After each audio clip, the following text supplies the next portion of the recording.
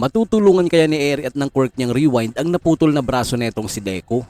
Well, malalaman natin ang sagot sa tanong na yan dahil sa chapter 420 ay ipapakita din sa atin ang mga naging ganap sa biglaang pagkawala netong sina Eraserhead, Present Mic at Kurogiri sa battle area. Yo, what's up, this is Kuya Jepoy at ngayon nga ay pagpapatuloy natin ang isa na namang umatigabong chapter ng My Hero Academia. Kaya wag na nating patagalin pa, let's go!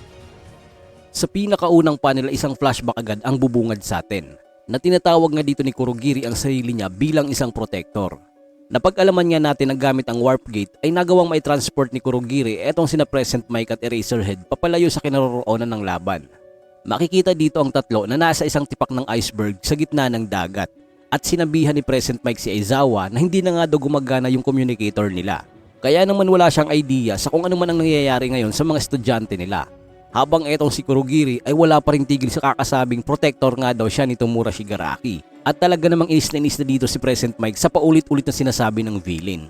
Mas tumindi pa nga ito dahil ayon kay Present Mic ay natigil pa nga daw yung pag-function ng quirk nitong warp gate dito pa mismo sa pinaka-importanteng oras. At pinipilit nga nito na gumising etong si Kurogiri. Na kung hindi man daw siya si Shirakumo ay maglaho na nga lang daw itong villain na to. Pero iwanan daw nito yung memorya ng dati nilang kaibigan. Paluha ding sinabihan ni Present Mic si Aizawa na dapat nga daw ay hindi na sila naniniwalang may good side pa etong si Kurogiri.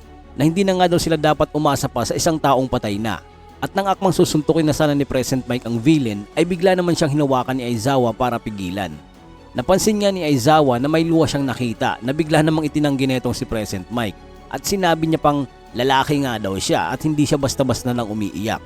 Sumagot naman si Aizawa na ang tinutukoy niya nga daw ay etong si Kurogiri.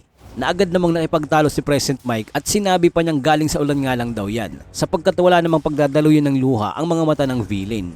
Maliban na nga din daw dyan ay isa na nga din itong Nomu at plinano nitong i-separate si Aizawa kay Shigaraki dahil malaking banta nga daw siya dito. Kaya naman kinakailangan nga doon nila itong gisingin para makabalik sila sa UA at pagkatapos pwede nila itong tapusin na hindi na nga daw worth it na umasa pang maibabalik pa nila si Shirakumo. At kinakailangan na din nilang kalimutan kung ano man ang nakita nilang pag-asa na nangyari sa Tartarus. Isa pa nga daw ay 31 years old na sila at hindi na sila second year student sa UA. Sumagot naman dito si Aizawa na sinabi niya na kahit ganun pa man inamatay nga daw ang kaibigan nilang si Shirakumo bilang isang estudyante ng UA. Napangiwi na lang dito si Present Mic habang hinawakan naman ni Aizawa sa ulo etong si Kurogiri na gusto niya nga ulit makita yung mukha ng kaibigan na nag-emerge sa maitim na mukha ng villain. Sa mga oras na to ay nagtataka si Aizawa sa kung bakit hindi pa sila tinapos ng Nomu na to. Where in fact, pwede naman daw silang dalhin ito sa pinakamataas na lugar at hayaan silang mahulog na magiging sanhi ng pagkamatay nila. Bali napapikit na lang dito si Present Mic habang patuloy pa din ang pag-ungol ng villain. Sa pagpapatuloy ng memoryang natatandaan ni Aizawa, sinabi niyang nung araw daw na yun sa Tartarus ay naggawa nilang ma-reveal yung kakapiranggot na liwanag sa pagkatao ni Kurogiri. Subalit kahit anong liwanag pa nga daw ang idagdag nila, ay hindi nga doon nilang magawang pakawalan si Shirakumo. Instead ay mas nananaig pa nga doon yung darkness na bumabalot sa kaibigan nila. Pero sa pagdagdag nga doon ng darkness na to, ay eto nga din daw ang rason sa kung bakit nagising si Shirakumo. Pagkatapos itinanong dito ni Aizawa si Yamada aka Present Mic kung naiintindihan niya daw nito ang ibig niyang sabihin. Na bilang UA teachers ay kinakailangan nilang i-guide ang mga estudyante ng UA hanggang sa makagraduate ang mga ito. Dahil dito nga daw sa point na to ay nakatali ang kanika nilang mga origins. Bali yung memoryang naitali at naipon kay Kurogiri ay bigla na lang sumiklab na siyang naging portal sa mismong harapan ng dalawang magkaibigan. Dito ay may biglang nagsalita na tinawag ang pangalan ni Present Mic. At sa pagpahid ng mga luha na itong si Yamada ay mukhang naiintindihan niya na ang ibig sabihin ni Aizawa sa pagbanggit ito ng word na memories. Pagkatapos ay makikita ng bahagya yung mukha dito ni Shirakumo sa kalahati ng mukha ni Kurogiri. At paluhan nitong ipinahayag na ang mga memorya nga daw ay hindi mawawala. Sa kabilang banda naman dito sa control room nakareceive ng tawag etong si Chokauchi galing kay Aizawa. Pero bago pa man dito makapagtanong si Chokauchi kung nasaan nga itong sina Aizawa at Yamada, ay agad namang itinanong ni Aizawa kung okay pa ba etong si Monoma. Na ang isinagot naman dito ng police officer nagtamo nga daw ng head injury etong si Monoma at kasalukuyan nga daw itong dinala sa medical facility para gamutin. Dito ay sinabi ni Aizawa na kung gayon ay padalhan na nga lang daw siya ng mga coordinates sa lokasyon ng bawat heroes na kaya pang lumaban.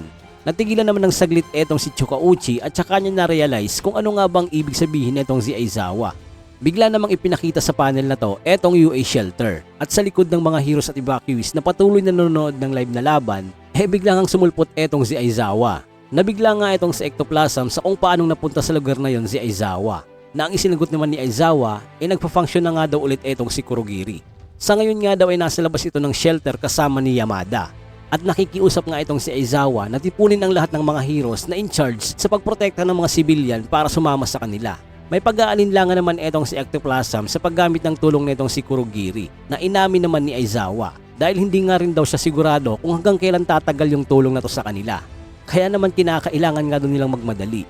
Makikita nga ditong nagtataka etong mga civilian sa sinabi ni Aizawa habang naitanong naman ng isang to na kung magagawa ba nilang makapunta agad sa frontline ng biglaan. At kung oo ang sagot sa tanong niya ay gusto niya nga daw sumama at hayaan siyang tumulong. Bali na pag-alaman natin yung lalaki na to ay isang ex-hero na despite niya sa pagbibitiw nito after nung first war arc napagdesisyonan niyang muli siyang lalaban para tumulong. At ito nga ay walang iba kundi si Death Arms. Kasama nga din dito ng ex-hero na to ay etong si Astro na napag-alaman ko na ito pala isang protagonist sa pangalawang manga na ginawa ni Horikoshi na may title na Barrage, which is na-cancel nga tong manga na to na nagkaroon lang ng 16 chapters. Pero habang ini-scroll ko nga yung panels ng bawat chapters ay naalala ko bigla etong Black Clover. Anyway, bali sinabi nga dito ni Astro na sasama nga din daw siya. Bagamat hindi nga daw siya sikat, isa nga din daw siyang hero. Hayaan nga din daw siyang lumaban sa panig nila. Makikita natin nung time na to ay hindi pa putol yung kamay ni Deku base sa live stream na nagpe-play sa panel na to. Sinabi nga dito ni Aizawa na pumunta na nga daw sila sa main gate. Habang pinapanood sila na itong mga sibilyan, bigla na lang nagtanggal ng damit yung isang to. Na sinabi pa nito na ibigay nga daw itong All Might t-shirt niya sa sugatang hero na maaaring mangangailangan nito. Sa pag-abot nito kay Aizawa ay tila ba hindi nito alam yung gesture na ipapakita niya.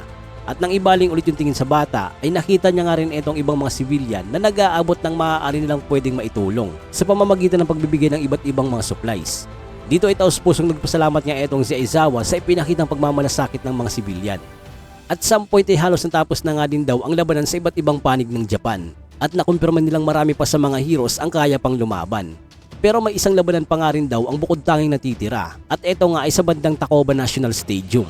Ang mga heroes nga din daw doon ay kasalukuyang nakikipaglaban sa isang takas na bilanggo galing Tartarus na may kakayanang makipaglaban ng matagal against sa malalaking grupo ng mga heroes. Bali yung pangalan ng villain na to ay etong si Gashly, the Baby Tree. At sa labanan nga na to ay nandito etong sina Hanta Zero, Ujiro, Sato at maging etong si Space Hero 13. Mula sa isang portal ng warp gate ni Kurogiri ay biglang naglabasan etong ibang mga heroes para tuluyang talunin etong si Gashly. At sa madaling kwento ay eto na ang pagpapakita nila Aizawa, Ujiro, Sato at Zero sa lugar kung nasaan nandito sina Deku at etong newly formed vessel ni All for One.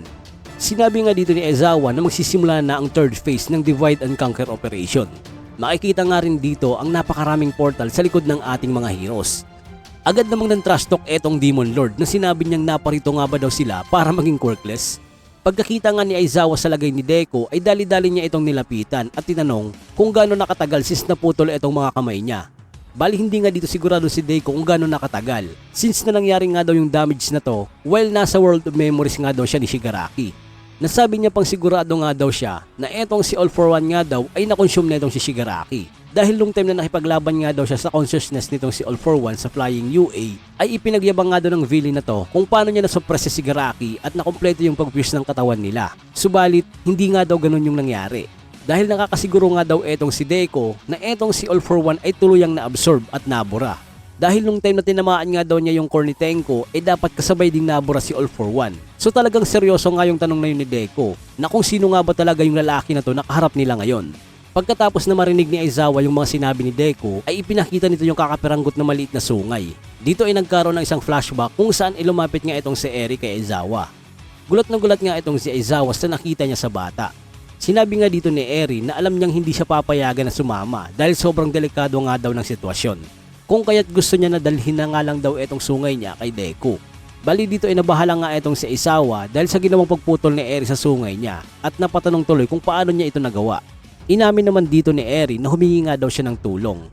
Bigla namang ibinaling ni Aizawa ang tingin kay Ectoplasm kung kaya't agad ding humingi ng paumanhin ang pro hero. Pero inadmit nga na itong si Ectoplasm na natutunan nga daw ng batang si Eri yung makatwiran at hindi makatwirang pamamaraan sa mismong mga guardian niya. Dugtong pa dito ni Eri na since na tinuruan nga daw siya nitong si Aizawa kung paano gumagana yung quirk niyang rewind, alam niya nga din daw na malaki ang magagawa ng sungay niya since na parte nga ito ng katawan niya. Pero hindi pa rin natuwa dito si Aizawa dahil ayon sa kanya ay delikado nga daw itong ginawa ni Eri dahil maaari nga daw madamage yung quirk niya. Determinado namang sumugot si Eri na sinabi nitong gusto niya nga din daw gawin yung kaparehong bagay na to kila All Might at Kacchan pero hindi niya daw magawa.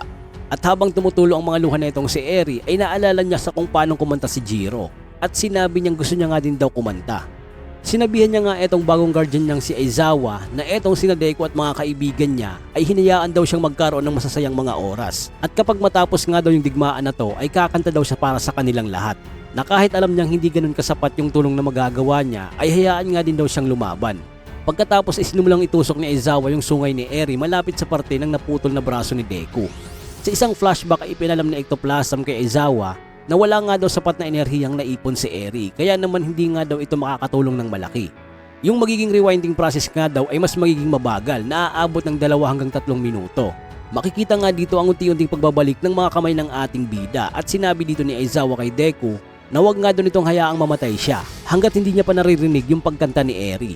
At sa pinakahuling panel ay makikita din ang pagdating ng iba pang mga heroes mula sa warp gate nitong si Kurogiri at dito nagtapos yung chapter na to. Bali matindi nga itong aabangan natin sa susunod na chapter kaya naman abangan nyo din yung video na kasunod ng video na to.